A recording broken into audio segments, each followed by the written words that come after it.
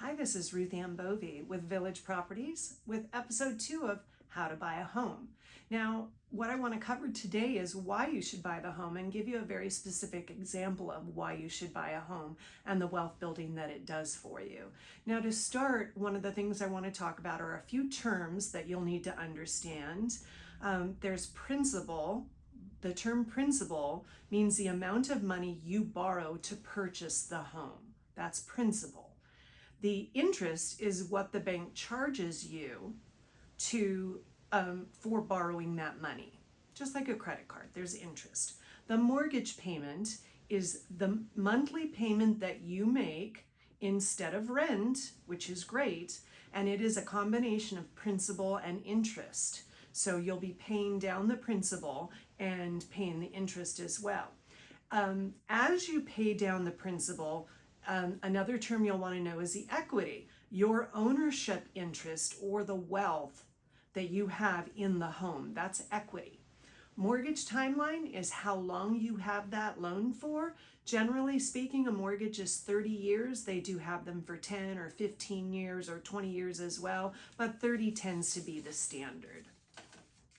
Now, when we talk about, just as an example, I'm going to look at, show you an example at $500,000. To purchase a home for $500,000, let's say that you happen to have 20% down. You can buy a home for less down. You can buy a home for as little as 3% down. And if you're a veteran, you can pay 0% down and buy a home. But just for the example's sake, let's look at a $500,000 purchase. And your down payment is $100,000. So with that, your equity, total equity in the home is $100,000. Now, I want to talk to you about how the mortgage works. Now, remember, principal is the amount of money that you borrowed. And to equal out payments, when you have a mortgage payment, they want to keep it consistent throughout the life of the loan. So you want to have a consistent payment. And so what they do is, you're going to be paying mostly interest because your loan amount is higher in the beginning. And then as you pay down that principal, the interest part of the payment lessens and the principal part of the payment increases so that you're paying down the principal, which gains your equity. As you pay off the principal and the loan, the equity or your ownership interest or your wealth in the home increases substantially. And let me give you an example of that. Now, as we were saying, you purchased the home for $500,000. Your down payment, which was your equity at that time, was $100,000. And let's say that the increase over the first 10 years, so these numbers are after having your home for 10 years, the increase in the value of your home went up 50%. So that's $250,000. That is all equity, all wealth to you because of the increase in value. At this point, maybe you paid off $40,000 of the principal.